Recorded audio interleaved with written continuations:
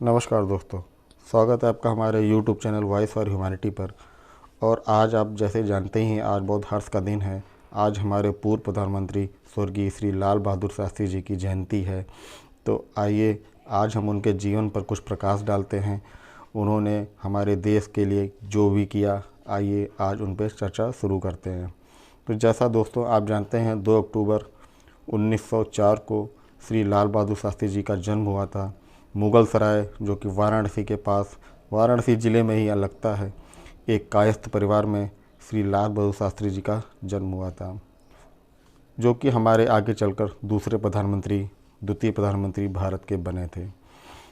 तो भले ही उनका कार्यकाल छोटा रहा हो, 9 जून 1964 को वो प्रधानमंत्री बने थे और सिर्फ 18 महीने का ही उनका कार्यकाल रहा था, लेकिन उस 18 महीने के ही कार्यकाल में उन्होंने साबित कर दिया कि वो कद से भले ही छोटे हों, लेकिन उनकी सोच बहुत लंबी थी, बहुत दूर की सोच थी। और इसी सोच की वजह से सन 1965 में जब पाकिस्तान भारत का युद्ध हुआ था, तो पाकिस्तान को करारी हार का सामना करना पड़ा था।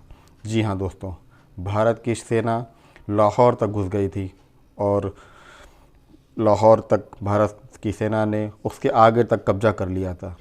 लेकिन बाद में कुछ ऐसा घटा जो रहस्यमयी ढंग से घटा, जिसकी जानकारी आज तक लोगों को नहीं है। ना हमारी खुफिया विभाग उसको पता लगा पाया, ना ही कोई जानता है कि क्या हुआ।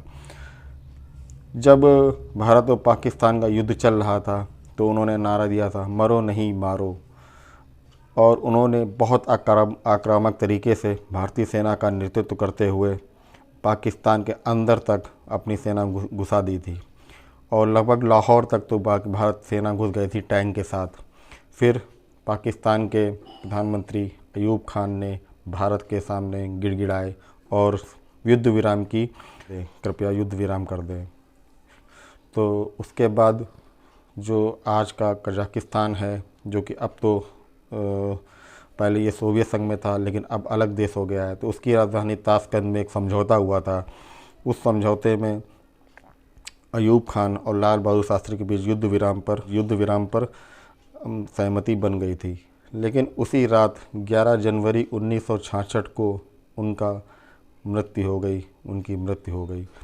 और वो मृत्यु आज भी एक रहस्य बनी हुई है, क्योंकि युद्ध विराम की ही रात को, जिस दिन युद्ध विराम के पेपरों पे साइन हुए, उसी रात उनकी मृत्यु हो गई। बाद में उनका शव भारत लाया गया। उनकी मृत्यु के बारे में बहुत से लोग चर्चा करते हैं, बहुत से अटकलें लगाई जाती हैं, लेकिन अभी तक किसी भी निष्कर्ष पर हम लोग या हमारा विभाग या हमारी सरकार अभी तक साफ साफ नहीं बता पाई है कि उनकी मृत्यु किस वजह से हुई है। तो जैसे कि आप जानते हैं कि सुभाष चंद्र बोस की भी मृत्यु बहुत ही रहस्यमय ढंग से हुई थी। उनके बारे में भी बहुत सी अटकलें लगाई जाती हैं, उनका भी कुछ साफ साफ नहीं पता चल पाता है कि उनकी मृत्यु कैसे। सेम वही चीज़ लाल बहादुर शास्त्री जी के साथ हुई। उनका भी मृत्यु की वजह क्या रही, किस वजह से मृत्यु हुई, क्योंकि जिस दिन युद्ध विराम पे साइन हुए भारत पाकिस्तान के, उसी दिन उनकी मृत्यु होना एक गंभीर चिंता का विषय था कि अचानक से ये क्या हो गया। और इसमें कुछ हमारी उस तत्कालीन सरकार की भी कुछ कमियां थीं, जो इस चीज़ को पता लगाने में असफल रहीं। आज तो 50 साल के ऊपर हो चुका है इस चीज़ को, तो अब तो सबूतों के अभाव में मुझे नहीं लगता कि कभी ये पता चल पाएगा कि उनकी रहस्यमय मृत्यु का कारण क्या था। तो हमारे लाल बहादुर शास्त्री जी, जो कि कद में भले ही छोटे थे, लेकिन उन्होंने पाकिस्तान को नाक को चने चबवा दिए थे।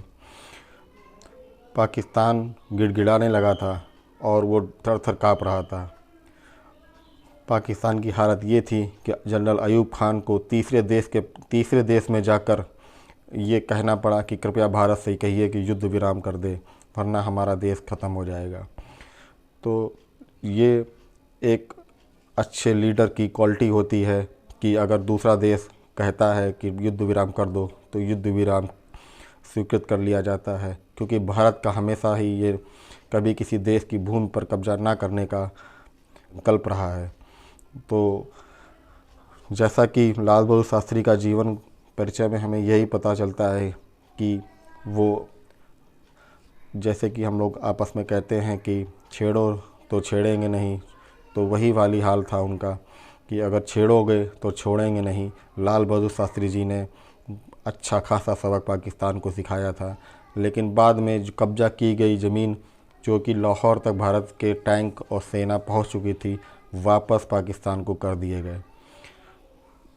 तो हमने एक अच्छे लीडर को बहुत कम समय में खो दिया। और अगर लाल बहादुर शास्त्री जी का कार्यकाल कुछ और लंबे समय तक रहता तो क्या पता आज तत्कालीन भारत, जो इस समय भारत है, उसकी स्थिति कुछ और होती, उसका कुछ और कहानी होती आज की। तो जो ये रहस्य है, इसके बारे में तो कुछ कहा नहीं जा सकता कि ये खुल पाएगा कि नहीं खुल पाएगा। लेकिन लाल बहादुर शास्त्री जी को जब पढ़ते हैं तो सच में एक अच्छे लीडर की छवि मन में उत्पन्न होती है। तो आज हम उनकी 2 अक्टूबर को उनकी जयंती पर उनको सत सत नमन करते हैं और उनसे उनकी आत्मा को शांति मिले, अभी यही कामना करते हैं। जय हिंद, जय भारत।